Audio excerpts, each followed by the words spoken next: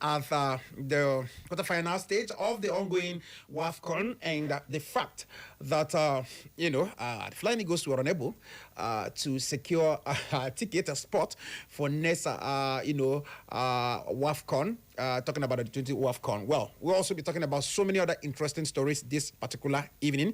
Good evening to you once more. Welcome to the show. Again, I have Nobu Basa. Nobu, good evening to you. Good evening to everyone listening to the sound of our voices. It's a wonderful Monday. Happy New Week. Today being the 10th day of the month of August 2026. It's from the sound of my voice, you can not say everything will just do alright, because in just the space of 24 hours, the two teams that we are looking at actually doing damage and doing the nation proud, and they were crushed. Okay, I'm going to say the Flying Eagles were crushed.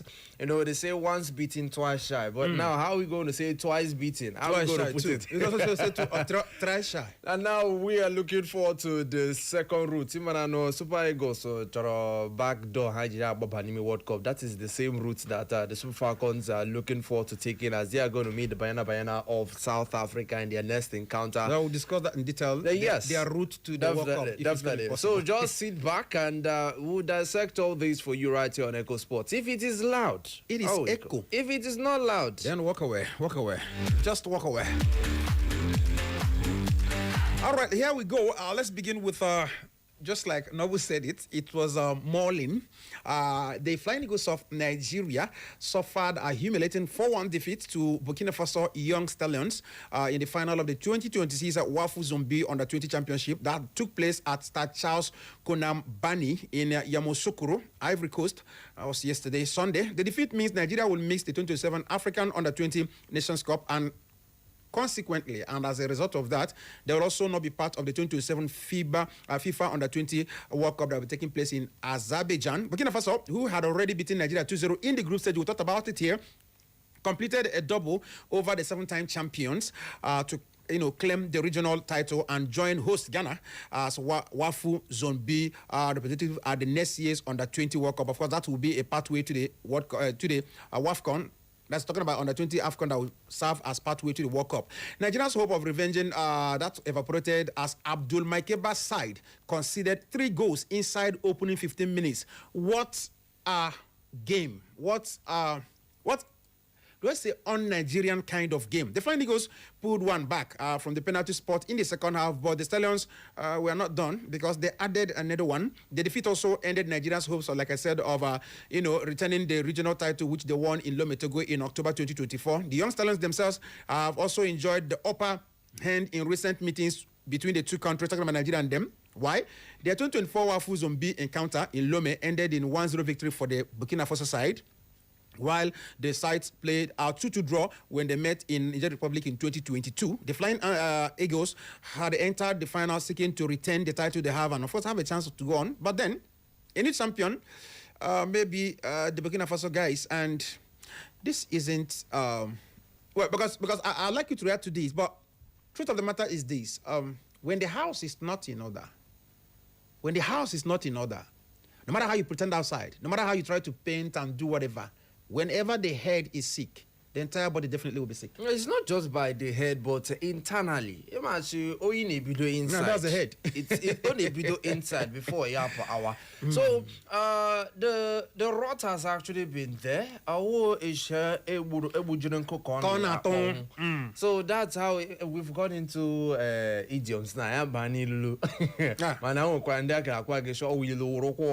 Now, for the Flying Eagles of Nigeria, the first time was a warning, and we took it. I was right after that 2-0 defeat. I was asking the question: is it that Abdul Maikaba just has a starting 11? He does not have substitutes that are actually come through and do damage. That was the question I was asking, and you can actually see that question has been answered. They came up against Burkina Faso again, and the Young Stallions, what did they do? They were able to leapfrog the Super Eagles, the Flying Eagles, I beg your pardon. We were able to do it once, so why can't we go on to do it again? Even if you're making use of your most of your fresh legs, your starting 11, we can actually do it again, and that is what they showed the Flying Eagles of Nigeria. And also going into the game, the semi-final game, where they conceded first. they equalized. They considered it. The game 90 minutes it ended 2-2. They had to win courtesy of the penalty. The Flying Eagles, they lost to Burkina Faso earlier in that regional tournament. Going into the regional tournament as defending champions, and also a team that has actually won most.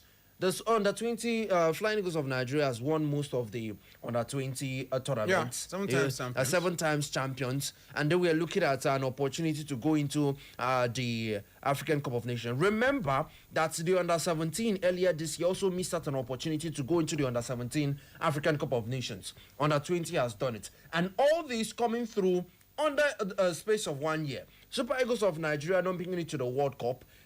They were beaten by Morocco in the semi-finals, so they couldn't actually get an opportunity to make it into the finals of the semi-finals of the AFCON, of the finals of the AFCON. Now going into under-17 gave us a heartbreak, couldn't go through the regional ranks. Even though that when you go into the under-17 World Cup, Nigeria still holds record in the under-17 World Cup. We're not even going that way too. For how many editions now Nigeria has actually shown their head? And then going into when you look at how it has come through, Abdul Mekaba has shown that he cannot lead this under-20 side. When he was appointed, I asked what is the legacy that he has put out. Under-17, how many trophies did he actually take up with under-17? Going into, yes, he's went well seasoned in the MPFL. How many trophies has he actually won in the MPFL? How is he one? When we are talking about the top 5 coaches in the MPFL, going into the MPFL history, Abdul Bekaba, where does he rank? Because another thing is, coaching in the club side and coaching young talents are 2 different things. I don't know if the football administrators of Nigeria really understand this. And with what is going on right now, I do not know why we are not calling for the resignation of most of the football administrators in Nigeria. just by not making it for a 3rd consecutive period, the Italian Football Association or the Italian football, the Azuris, could not make it to the World Cup. And what happened? They were able. They decided that those in charge decided to resign. As I was in a group I belong. They brought up the question, why can't these people resign? And someone brought up a statement saying that resignation is an abomination when it comes down to public office holders. In Nigeria, resignation is a taboo. Things are not going well. Why don't you go off? Why don't you resign? Since I cannot deliver, I don't know if they have aims and objectives. This is what I keep asking. Don't they have aims and objectives? Things are going wrong. 2 times now, Super Eagles cannot make it to the World Cup. Going into the fact that, okay, the most successful side, yeah, some people will say that you will not always win every time. But look at how they are playing. Look at how they are playing. Yes, the same man, looking at the Super Falcons coach, you can see that just a month ago, yes, he was able to lead his side going into the 10th WAFCON title and the tactical brilliance that he put across in the final against Morocco. And then when you look at the playing style that the Super Falcons have, you can see that there is no pattern for the Super Falcons of Nigeria. And also, I don't know if they're going to see this as a wake-up call, because the players. Okay, I'm going into the Super Falcons, yes. But it all comes down to the football administration. You're going to talk a lot, because when I raise the issues of when it all comes down to the administration, something is going wrong. The Flying Eagles right now, yes, one will say this has come true, and by the time this is all about age football right now, it's no longer senior, because the prime players that you have at this moment, going into the next time the regional competition will come through, most of them will not actually go there. What are we doing to harness more talents coming into the under-17? The same under-17 that could not get past the regional WAFU B competition. Are they going to reshuffle? Are they going to also scoop them and bring them into the under-20 to qualify for another one under-20 WAFU B competition? If you ask me, now I go ask. All right, let's go on. Still talking about the heartbreaking, just like Nobu said it earlier on, within 24 hours, it's been heartbreak for Nigerian football lovers. And for me, I said it earlier on, I am not surprised, and I'm expecting more to happen because those are the aim of affairs in Nigerian football. The truth of the matter is that they actually are comfortable with the way things are, and they actually, from the look of things, don't even mind. They'll definitely come up with news now or excuses that shows you that to them they don't care. You can do the crying. After all, they will remind you that. Do you know what it means to be 10-time champion? I'm coming to that one first. Well, from Miriam Nyanju, she scored a I don't know how to use. Is anything better than fantastic? It was a wonderful free kick. Beautiful free kick yesterday. Her name is Miriam Nyanju of Cameroon. She scored in the first half against the Super Falcons of Nigeria and eliminated Cameroon for the first time. Eliminated the Super Falcons of Nigeria in a match that they came, talking about the Cameroonian Lionesses, they came to that game with a game plan and they executed it perfectly. What they needed in that game was to be ahead. And as soon as they got ahead in that game, ladies and gentlemen, that was over. They held on. They held on. Played tactically and technically. A woman was standing by the side against Abdul Maikeba, and it looked like she had Justin Madogo. Justin Madogo, I beg your pardon. It looks like in the night that woman was technically sound. But if you look at that, if you are looking at the bench, there were two white guys. There were two analysts who were sitting, watching, analyzing, and passing information. But that's how a country who wants to change things, do things. But that's by the way. Now, the truth of the matter is that the Super Falcons of Nigeria are out of the Nations Cup. They can't go for the 11th title. But are they out of World Cup qualification? No, because we're going to delve deep into how they may qualify. But before then, I just want you to know that a new champion will emerge at the 2026 Women's Africa Cup of Nations in Morocco after defending champions Nigeria were eliminated by Cameroon in the quarterfinals on Sunday. Now, South Africa, who also won the title in 2022, were eliminated by hosts Morocco on Saturday. The Indomitable Lionesses produced a resilient display in Casablanca and of course, and they end Nigeria's title hopes, and then put their name, in the books of Cameroonian football history after they secured the semi-final spot and automatic qualification for the 2027 Women's World Cup that will be taking place in Brazil. Cameroon struck the decisive blow in the 19th minute through 20-year-old Miriam Maeva Njadu, like I told you earlier on, who unleashed a thunderous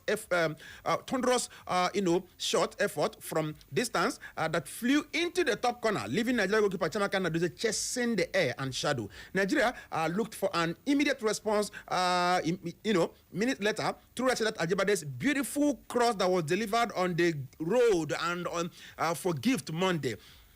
Again, like I always say, in my own little analysis, if Ababola was there, if she was the one playing Gift Monday's role, that's the kind of crosses she likes to convert. She's good at tapping in. You know who I'm talking about? Well, I understand the experience that Asa Toshola brings in, it's massive. This is still a team that managed to muster up 19 shots.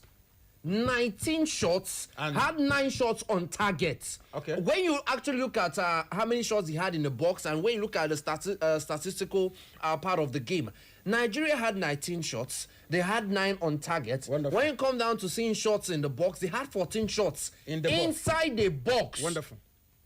Even looking at how things are, you will have to give kudos to the Cameroonian defense. That's actually where we're going to look at. Especially their goalkeeper. Their goalkeeper was phenomenal. Even leading into, remember I told you about we spoke about the defensive resilience of this Cameroon side.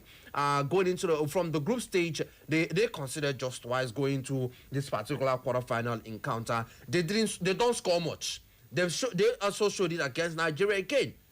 From the friendly game that we played against them, Nigeria didn't learn their lesson. They scored one, and that was it in their winner. 1-0 win before Nigeria were able to beat them 3-1 in the second leg of the double-legged friendly. Coming into this particular game, considered just twice in the group stage, and then coming up against Nigeria, they showed that their first game, I believe their first game ended, I think it went 2-1, 1-0, 2-1, if I stand to be corrected. But now, looking at the statistics and how things, they don't score much, but defensively, they are strong. How they just be ahead? They showed their defensive resilience. Now, former Super Eagles coach Joe Bonfrere, he came out and cried. He is crying about the recent. He actually said that Nigeria's football is now on a free fall. And when you look at it, it's now on a free fall. Serious one. The Dutch coach, he described Nigerian football as free falling. Now, he put out criticism looking at the Flying Eagles and also looking at the Super Falcons. Yes, like you stated, some people will tell you, look at Super Falcons, they are fallen. And they'll tell you that they are 10-time champions. Why can't they consistently win? I understand that you not win, you cannot win every day, but at the end of the day, you should have a soul aim. When you see how things are working out and how things are coming through, when you see how things are working out, and when you look at consistency, you can actually see there's a pattern. Look at the Moroccans. Should I tell you what I'm thinking? Look at the Moroccans. Look at the Moroccans. They made it to the finals and they lost to Nigeria. Now coming into this edition, you can see the fire that is burning in them.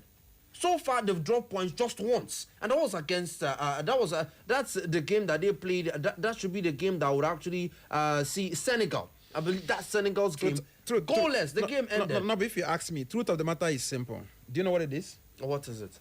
If Nigeria were to be human being, she's a female and not a male. We are pretenders. Why? Because taking Nigerian football for an instance, where the Super Falcons of Nigeria have won this 10 times, ahead of, it will take centuries before another African country will equal this record. Well, for the meantime, a new champion will come. That's what I'm saying, and WAFCON. that will be one, just like Cameroon has one and Ecuador have one. No, now, that's South Africa. South Africa. That's and Equatorial Guinea has two. Yes, yes. Now, what I'm trying to say in effect is this. You see, that for me paints a big picture. Some of the big companies, for instance, the one we're in now, is run by a woman. Nigeria must become a society where women are given their place. I am still 100% of the opinion that we should stop this masculinity that has killed Nigerian football. These people who have given us 10 different titles are still the one that are, their football is not really, you remember the last time when they paid them? You know when they paid them? I believe that NFF and the rest of them should be spaced up and opened up for women to also handle it. If they can win on the pitch, they can also win as administrative people. I am not comfortable based on the fact that when it comes to money or administration, the men will appear and show themselves as this and that. You hardly find women, apart from the other woman that is, I think, NLO, something like that. Now, I am advocating that the same way this, go to athletics. You know what I'm saying? Women will always step up. Why are they good in the field, but you don't want to allow them to also take part of the administration? But all of us know that they're good administrators. Why? I'm surprised you see the angle I'm coming from now. I am 100% saying this. If Nigeria is a human being, she's a woman. But at the end of the day, they are still the women are still being sidelined. That's what I'm saying, and that is part of what is also killing our game. Because I am thinking that since they are doing it on the pitch, please let's stop this our masculinity, whatever that has kept us where we are. They should be given spaces to also run the game. And in terms of administration. Apart from running the game and the same level of seriousness that's being put in the male game and the male team. It's not replicated. It's not replicated. We know how we've been crying for friendlies going into this particular WAFCON. Do you remember how many times we've cried for it? At the end of the day, from February going into when this particular game has come through, you were asking here. We were asking. At the end of the day, we played just two teams. We played just two teams. Cameroon and South Senegal. Africa. That's the thing. And Senegal. And it's on a back-to-back. Back-to-back. At the end of the day, they are bringing up that people that want to play, they are pulling out of the games and everything. But when you look at how things come through, from when they lifted the trophy back in Morocco 2025 and then going into 2026 again to play the WAFCON, going into the WAFCON qualifier that they played, there was no friendly game. Back in February, I believe that was when there was a FIFA window for the women's game. They played no friendly. Ajibade, Nadozie cried about it. Why are we not playing friendly games? Why are they not putting the same pressure when it comes down to ensuring that the team comes through? We can actually see how they are. But at the end of the day, Bon Frere has come out crying about it. At the moment, a free fall. We don't know the next adjective. We don't know the next adjective that someone will bring in at the moment. But I think that's a perfect one. It's a free fall for us. Definitely. So for the Super Falcons of Nigeria, it means recovering from the collapse of this particular title defense and also navigating through the next route for the 2027 which is what I want us to look at now. Women's World Cup. Let's look at it now because the next thing is the Women's World Cup. Let's look at it. Now, the race for the 2027 Women's World Cup is getting pace with 18 of the 32 places at the moment already secured. Of course, Africa has 4 already. You know, those semi-finalists now. With qualification battles continuing across the world, 5 confederations have already produced confirmed representatives, setting the stage for a highly competitive tournament that will take place in Brazil next year. Now, for Africa, Africa's qualification campaign has produced 4 teams already. Like we said, Algeria, Cameroon, Malawi, shocking Malawi for the first time. They beat Ghana 2-1. We spoke about it. First time in the WAFCON. And now they have picked up a ticket. First time to make an appearance at the World Cup. And from the way things are going, anything that will meet Malawi in this tournament should be careful. Don't be surprised. So far, the only team that has beaten them, that's Zambia. That's the only team that has beaten them. And that beating wasn't very comfortable for Zambia because it looks like the beating came for them when they were not like composed. But because, you know, in this tournament, as you progress, you get more experience and more confidence. Moving on now, Brazil will host the tournament while Algeria, Cameroon, Malawi, Morocco have secured their places among the world's elites. Now, the qualification represents a major moment for women's football in the continent. Now, as for Asia, let's go there. Asia has filled all 6 places available for their own. Australia qualified, China qualified, Japan, North Korea, the Philippines, and South Korea. All of them will represent the Asian Football Federation, and they are all confirmed. The Philippine qualification is particularly significant as the team continues to establish itself among Asia's women football nations. Now, for Europe, Europe has so far confirmed 4 teams, just like Africa: Denmark, France, Germany, and Spain. The European qualification race, however, remains far from over, with 7 additional places still on the grabs. France, Germany, and Spain have arrived with strong tournament pedigrees, while Denmark will be looking to make their mark at the global stage. Now, for New Zealand's Oceania, New Zealand has secured qualification direct, as you know, so direct place. Only them there. The football fans will once again carry the region's hopes into the world's biggest women football. For South America has also completed its direct allocation as Argentina, Brazil, and Colombia have all qualified. Brazil, of course, as a host automatically, while Argentina and Colombia, both of them end spots through South America's qualification process. Brazil will now prepare to welcome the world's best women football teams. Now, 14 places remaining. With 18 places qualified and 14 places still available, the final lineup is beginning to shape. Europe has 7 places still to fulfill, while CONCAF has 4 direct places available. A further 3 teams will earn their tickets through inter-confederation playoff route. For teams still chasing qualification, the margin for error is very, very shrinking. The 27 Women World Cup will bring together established powerhouses like we know. Qualified teams, as listed this morning, include for Africa, I've mentioned 4 of them: Algeria, Cameroon, Malawi, Morocco. For Asia, I've mentioned them also: Australia, China, Japan, North Korea, Philippines coming for the first time, and South Korea. In Europe, we have Denmark, France, and Spain. 7 places still remaining. In Oceania, only them: New Zealand, they are through. South America have already given us the 3: Argentina, Brazil, and Colombia. Now, Nigeria is not going to be easy, because after the African qualification, they will go to the international route. They have about 3 games to play. Now, first off, they are going to meet South Africa. Nigeria up against Benin of South Africa. That match is going to take place on the 13th day of August, still in Morocco. So, Super Falcons will not yet leave Morocco for the meantime. They are going to play at, the reports have it to be at Stade Larbi Zaouli in Casablanca, Morocco. Now, as Nigeria will be playing South Africa, Ghana will be playing Cote d'Ivoire, who lost to Algeria. They scored first in that encounter. They picked up a red card, played with 10 men down, and they were actually attacking the Algerians. But 2 long-range strikes and goalkeeping error also it helped the Algerians make it through and pick up that World Cup ticket, automatic World Cup ticket. Yes. Now, as it stands, it's going to be 2 teams that will go into the FIFA playoff tournament. Nigeria and South Africa, where the winner takes Africa's place in the FIFA playoff tournament. Going over to the FIFA playoff tournament, one of CAF's 2 representatives in the FIFA playoff will come through in the tournament. I believe this is where, I believe how things will go. Nigeria would either come through to meet the winner between Ghana and Cote d'Ivoire, and then go on to pick up the tickets to represent Africa. And then from there, they will go on to survive the playoff route. Is this That's what I'm telling you. When I was talking about the back door, People are saying Super Eagles are looking forward to making it through the back door. Remember, they came up against Gabon. From Gabon, they played DR Congo, and then DR Congo beat them. Then they started saying, DR Congo did not make use of eligible players. That they want to use the back door. At the end of the day, FIFA everything we've seen that DR Congo that they are going to represent, and they went on to represent, and they beat Jamaica in that particular final.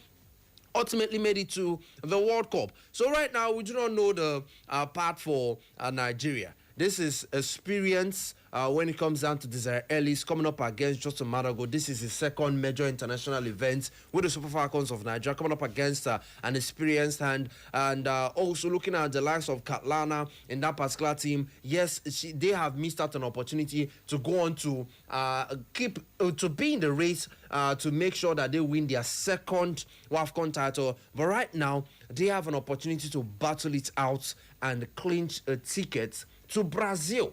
So right now, beating South Africa does not qualify Nigeria for Brazil 2027. Because it qualifies Nigeria to play the for final the of the FIFA playoff tournament. So right now, Nigeria need to fight for a spot at the playoffs. So no shortcuts right now. It is either this or nothing for the Super Falcons of Nigeria. Let's see what Justin Madugu can actually do. And but ultimately, remember, I said it, from defense going into midfield, it is very, very poor for the Super Eagles of Nigeria. Only one player scored more than one goal at the WAFCON, and that is Ashato Shola. Every other person won one goal. That is how blunt the attack is. And when you see how many of them actually have assists, it's actually in the game between Nigeria and Egypt that you actually saw the likes of Risola Babajide getting a brace of assists. I believe Ajibade also got a brace of assists in that particular game. But ultimately, it was more like Jennifer Chegini was not actually being put to the best. It was more like a Koronko who actually registered, had more goal contributions at the previous edition of the WAFCON. She was nowhere to be found. Even Osinacho Hali, to me, she was actually very, very poor in actually controlling the defense. But now, this is an opportunity where they have to put it all in this particular World Cup race. All right. Okay, well, away from our heartbreak stories, but I've said it the way it is. It wasn't what we expected. That's just the truth. But then, we have to talk about it. Yeah, definitely. And we have to talk about it. Definitely. Now let's move to Africa.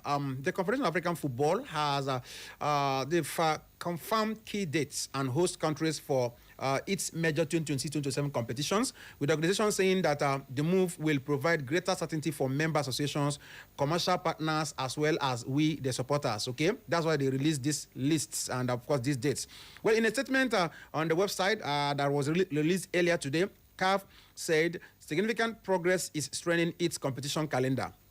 Now, according to them, CAF said that the Total Energies CAF Africa Cup of Nations, Kenya, Tanzania, Uganda, of course, you know the short name, 2027 will be held from June 19th to July 17th, with the qualifying competition beginning from September 2026.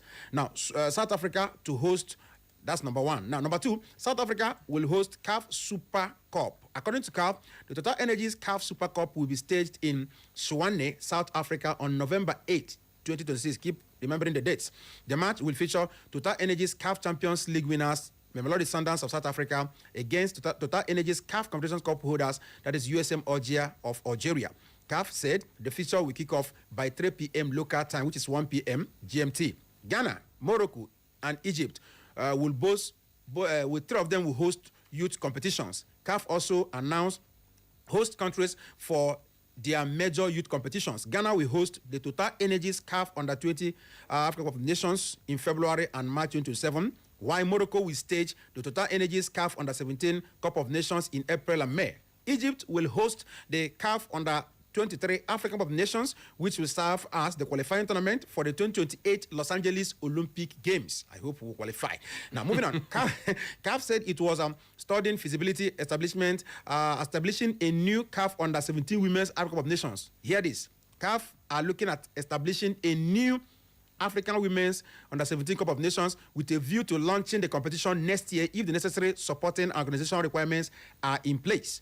The proposed competition, CAF said, would provide another competitive pathway for young female players. Morocco will host futsal African Cup of Nations from October 12 to 21, 2026, while Senegal will host CAF Beach Soccer Cup of Nations in November this year. CAF interclub competitions, let's look at that one now. At the club level, CAF said the draws for the preliminary rounds of the Total Energies CAF Champions League and Total Energies CAF Competitions Cup 2026-2027 has already been completed. The first preliminary round of both competitions will take place from September 6th to 4th to 6th, with the return leg scheduled to take place from 11th of September to 13th. CAF also said work has been advanced on proposed African Nations League. Remember about African Nations League? They say it's going to come next year. So work has been done to advance it with a competition format discussed by its executive committee. CAF also added that greater certainty around dates and most countries, most countries around dates and host countries would rather, they are saying that host countries and member nations are to know this date and plan so that they can effectively plan their players, their, stadium or whatever it is. So I think this is a very wonderful one for CAF coming this early to announce all the dates of their key competitions. Well, yes, to ensure that there's a smooth running of events, and also there would be no competition that will clash with each other. And also, in effect, proper planning for leagues. Remember, over the weekend, that should be on Friday, we spoke about the MPFL coming through. That should be on the 28th day of this particular month. And also, we looked at most of the teams that would be competing in the CAF Champions League as well as CAF Confederations Cup, and we spoke about the fact that games are being pushed forward for them, and then at the end of the day there will be fixture pile up for this particular team. Most teams complained about it last season, and with this particular dates, the MPFL, the organizers of the MPFL, the organizers of the South African League, the Moroccan League, the Egyptian League, they can look into it and also plan. Yes, because organizers can actually shift dates. We see that happening a whole lot in major leagues all around the world when they look at, okay, which comes first. At the end of the day, everything is all about business. There's no way you would force me. This is someone's business. There's no way you actually force someone running a business to adhere to a particular date and time when the person also has other events that the person is engaged in. So ultimately, it's all about coming through to a round table, do what works for the party A, and also do what works for party B. So that at the end of the day, everyone knows that it's all about how you prepare, how well you prepare going into these particular competitions. Now, club sides know dates, and definitely they've already known. First off, they know their opponents going into the CAF Champions League as well as CAF Confederations Cup. Now, going into those that have youth players should also prepare that the national teams will call up these players into the squad, and at some point they would actually bring forth, they would actually depart and go to prepare with the national team setup, and definitely they would also key into friendly games for those that would want to, or actually competition. Like in September, the AFCON qualifiers will be around. I believe Nigeria will be playing Madagascar. And if Eric Shell looks at one or two players and they are good enough, he will call up a couple of them. So teams will also prepare for that. So there are a lot of competitions around the Champions League, the Confederations Cup, friendly games, international events with the national team. This all comes through to make sure you set your house in order. At the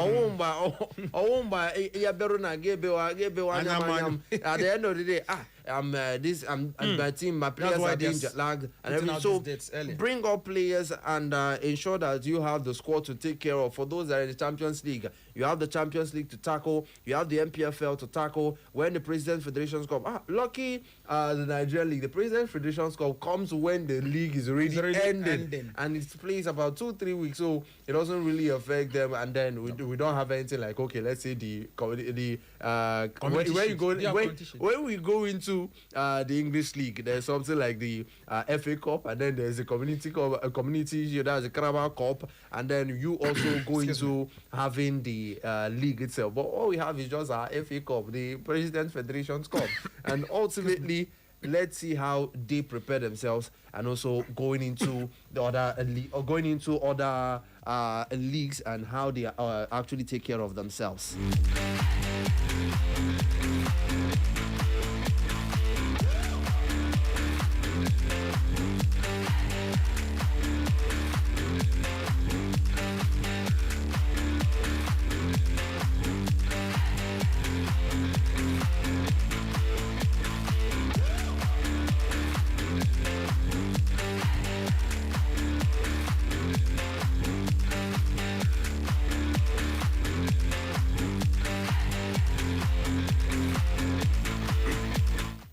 right, still Echo Sports on Echo FM 100 points.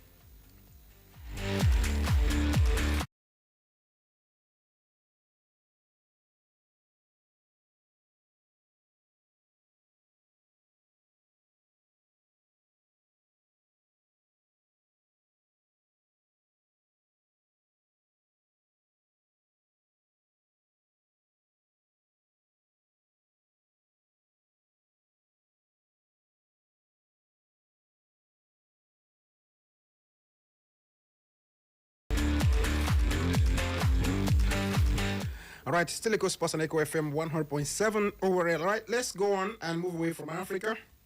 Real Madrid head coach Jose Mourinho has revealed that he agreed to become Manchester United manager in 2013 before changing his mind and returning to Chelsea instead. Mourinho said that he had accepted the opportunity to succeed Sir Alex Ferguson after leaving Madrid, but immediately he changed his mind and turned to Stamford Bridge. Mourinho explained that he felt unable to turn down Chelsea, where he previously coached and, of course, won the Premier League.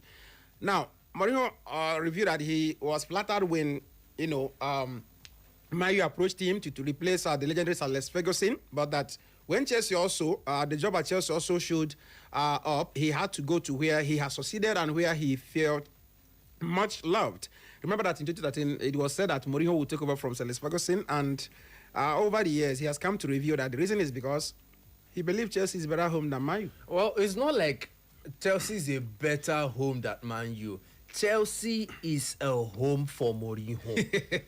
It's a home. Before he came to coach Man U later on in his career. But as of then, Chelsea, Mourinho has been at Chelsea and recorded a reasonable amount of success with Chelsea before he departed from Chelsea. So it's more like when you see, when they rumored the return of Cristiano Ronaldo, when Manchester City were very close in signing Cristiano Ronaldo, Manchester United came through, and reports had it that Sir Alex Ferguson called Cristiano Ronaldo and said it's going to pain him if he sees him wearing the blue jersey of Manchester, not the red jersey of Manchester. Just that call made Cristiano Ronaldo change his mind, and if he changed his mind, or just the call alone, as Manchester United, let me go through to Manchester United. Somebody who also, you understand? helped him his so career. Ultimately, it's all about where someone has, if someone is known, someone has actually gotten a remarkable amount of success.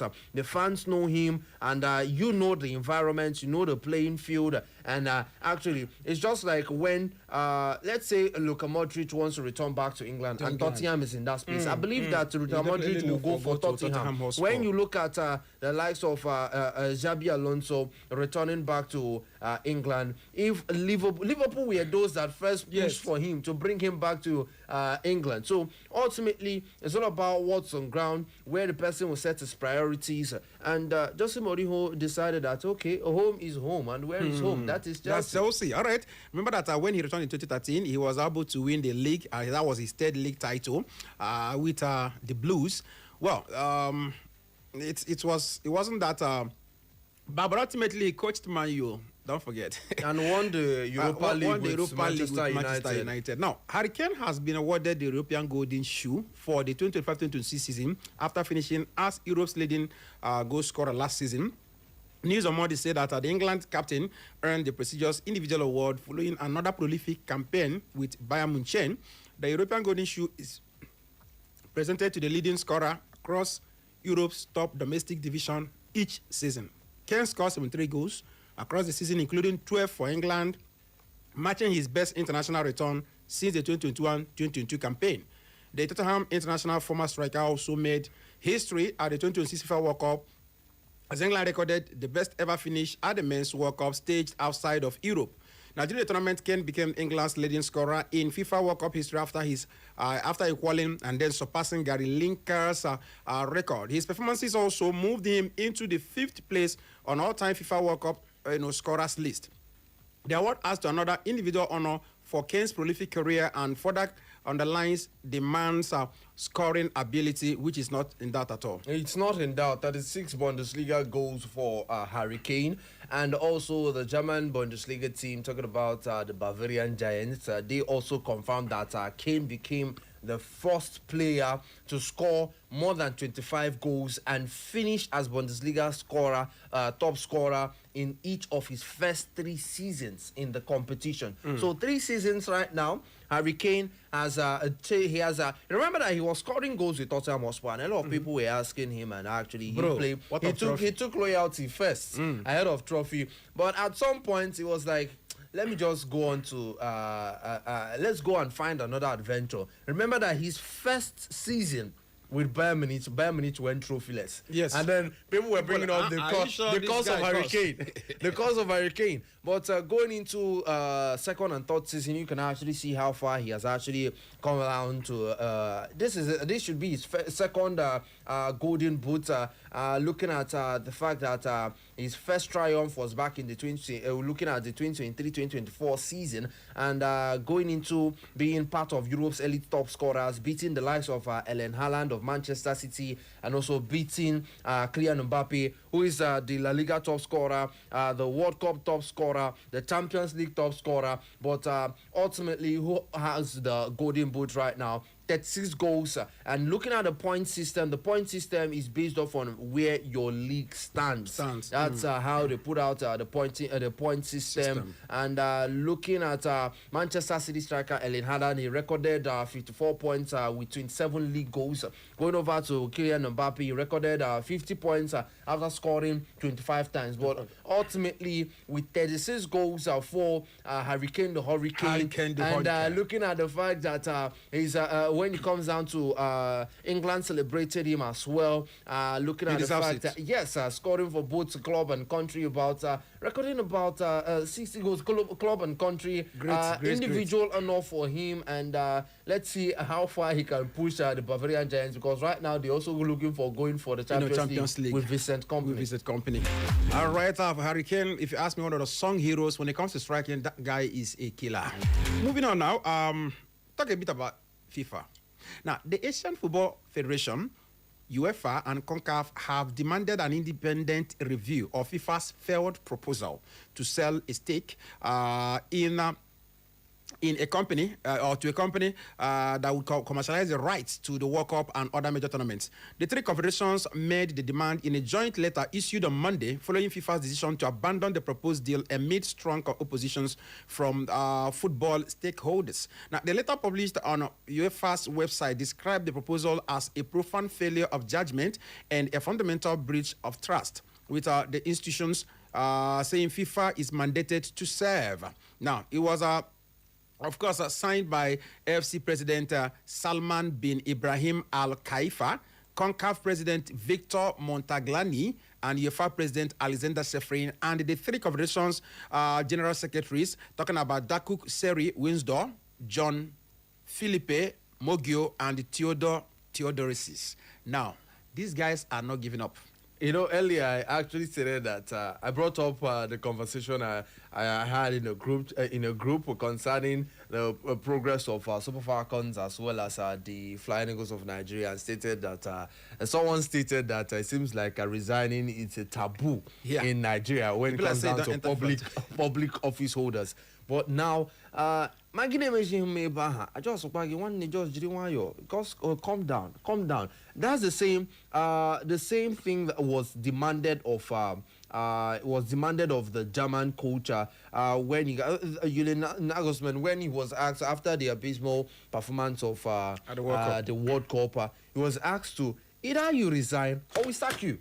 So he chose the one that is we don't want you anymore. Respect yourself. Resign or we sack you. You understand? So now this is a joint letter, a joint open letter.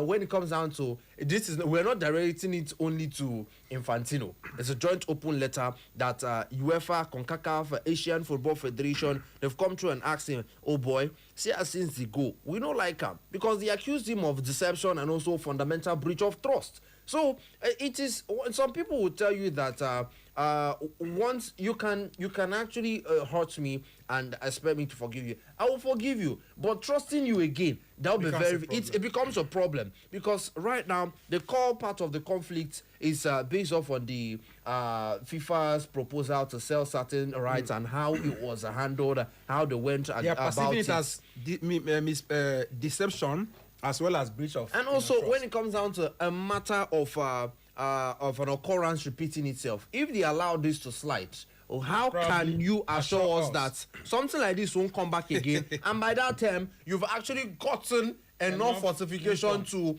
actually push aside any kind of pressure that comes to you. So right now, they're asking him, senior man, resign. We don't even want me you reach election next year. Wow. Deceptive tactics. Now what's in the accuse him of rejection of self-policing. When it comes down to FIFA's proposal, they refuse FIFA's proposal to let its own administration lead a governance review. You have to bring in an independent body. And at the end of the day, how are we sure of the individuals in the independent body? Well, I know they like this. All right, let's drop some, very interesting stories from outside football before we open the phone lines.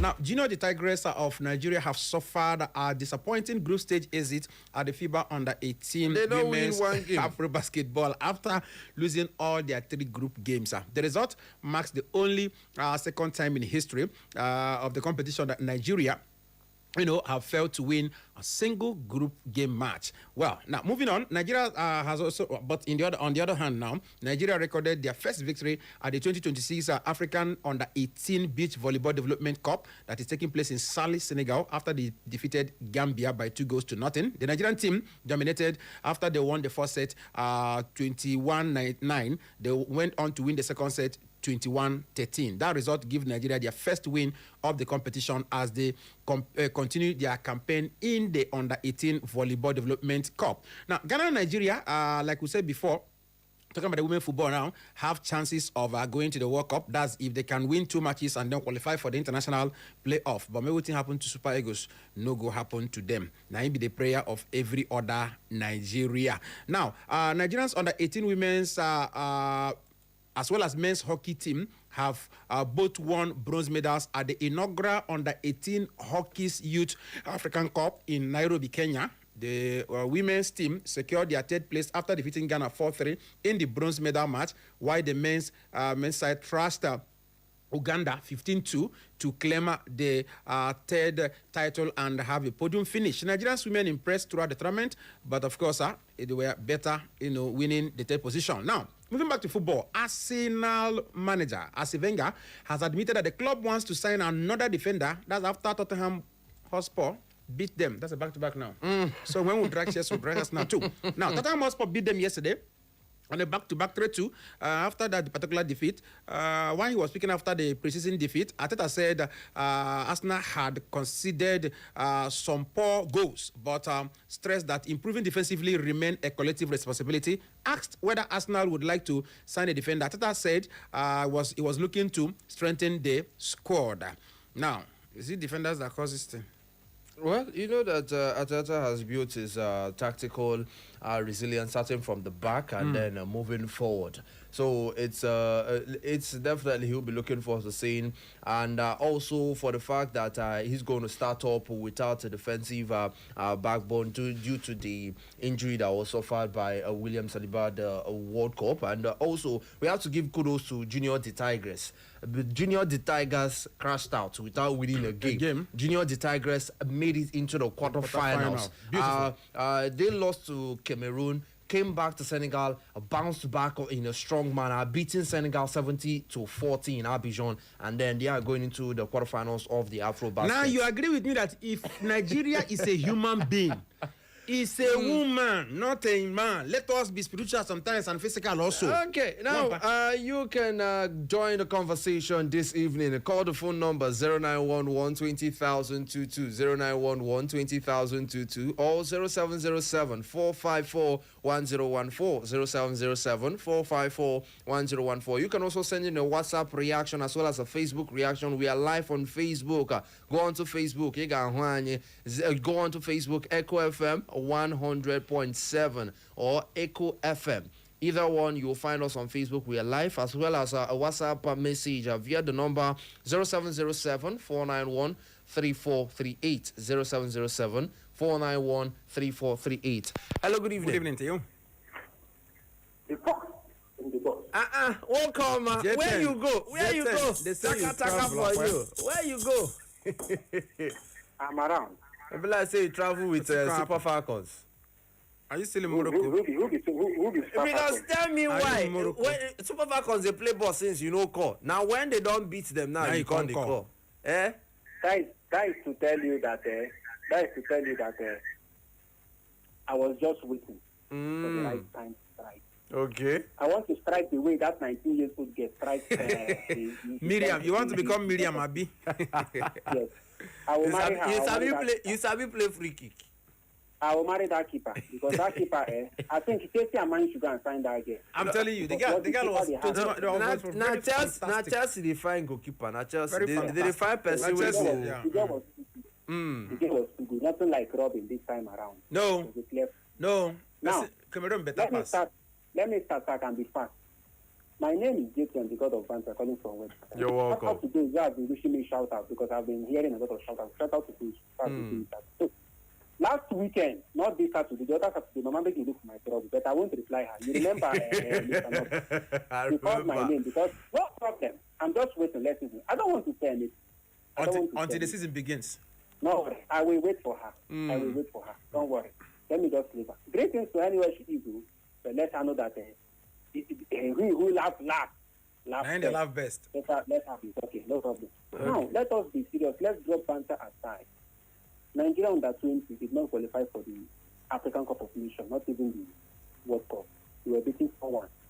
15 minutes, these people have been leading 3-0. Assuming you didn't start that match, you come on in the 15 minutes. You'll be saying 3-0, you will be like, what is happening?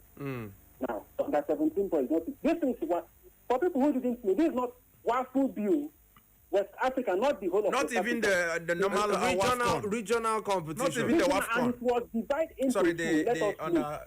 So, to tell you that the 5 World Cup that Nigeria under 17 has been winning the league, since they start the MRI test, we cannot even qualify for Nations Cup like that, not even talk of World Cup.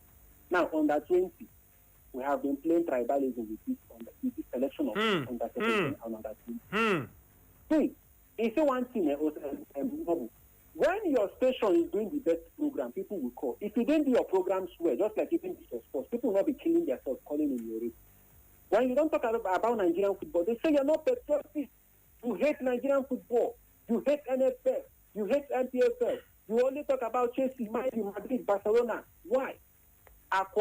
Now, person will do his own way. 9 people could talk about. Now, 3, they grow with 9 people is 2.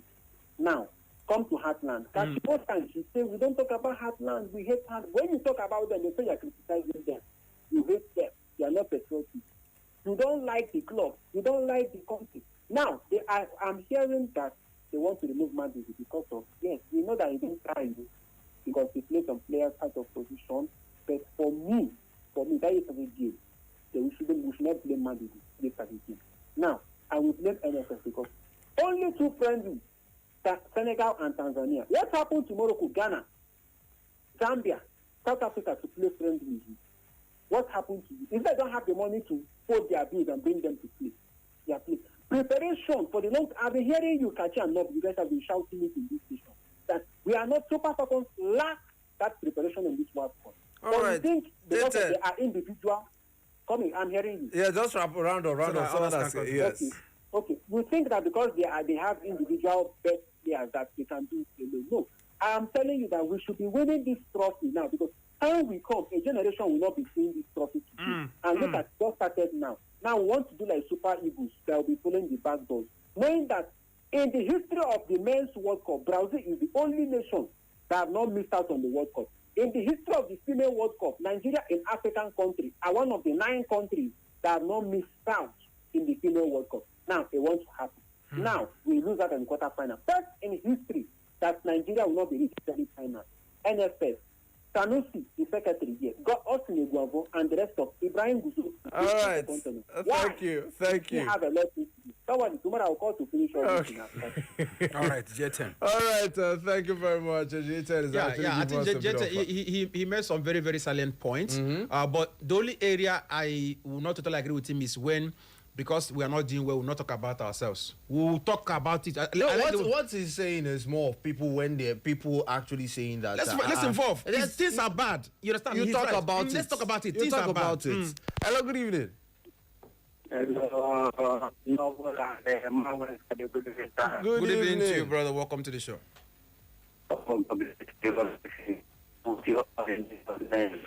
Gabeg, can you your move line is around? breaking.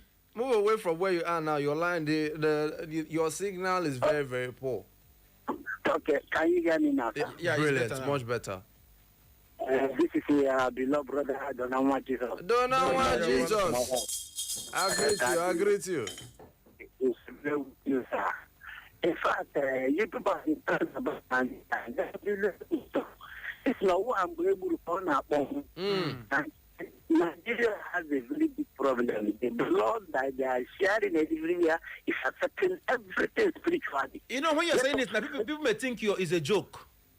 Sir, you are right. You are right. You are 100% right. But let us allegedly. But by the grace of God, God will. You know, the Bible says, when an evil man is on the throne, people going to hide them. And when the righteous man is there, people rejoice. Sir, it's not easy. God will deliver us in Jesus' name. Amen, my brother. I follow that big amen. Well, have a nice day, sir. Thank you so much. Thank you so much. Thank you very much. Now going over to WhatsApp platform, a couple of messages have actually come through. This is coming in from our usual fan who is always ever ready to listen. Good evening, Kachi and Noble. My name remains Felix Wonsu, testing from a humble community, Mahimbiri. It's quite unfortunate that the FALCON'S have been eliminated from the WAFCON, and our young boys, the Flying Eagles, we are beating black and blue in Burkina. Very good Burkina black and Faso. blue. What a double loss for Nigerians, and again, and finally, let our girls do all they can to qualify for the Women World Cup coming in Brazil. This is the only thing that can put smile back on the faces of football fans in Nigeria. Club-side football, they come back. So you understand? They put that one also they push my Yeah. Well, I understand where you're going, sir. So they are condemned to beat South African ladies. That one a strong word. Condemned to beat South African ladies. And for my club Arsenal, I wish them good preparation for the upcoming new season. Up Gunners are for life. The Even pride though of they lost London. yesterday. Thanks, and do enjoy the rest of your evening. Now, man, always a bit talk that one. At least we have video evidence lost. now. If you go onto Facebook, you will see us live. Should I repeat it? Arsenal lost 3-2. Dortmund beat them. Am I lying? And are you not the one that always say that you go start? Yeah, the facts. Give facts. That's what I'm saying. It's not fact. Good evening, sports chef Aman Wesabi. How are you guys doing today? We are Patience testing from MCC. I don't have anything to say right now because I'm still suffering heartbreak from different areas of football. It has not been easy for me. I have resigned. I'm taking a break for now. Shalom until season video. I'm telling you. I believe that should be it. That should be it. This is and everything. So, all right, now I believe a couple of Liverpool have actually confirmed the acquisition of Ronald Araujo on loan from Barcelona. Inter remain keen to sign Jet Spence as a right wing back.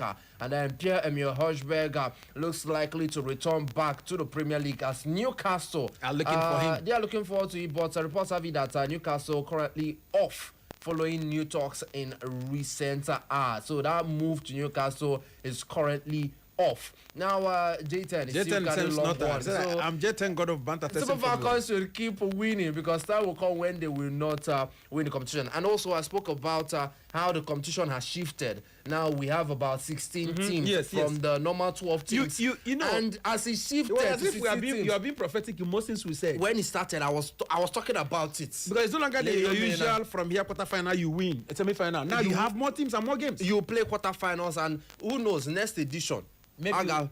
But this is where we are going to drop the mic. Yeah, thank you very much for being part of the show.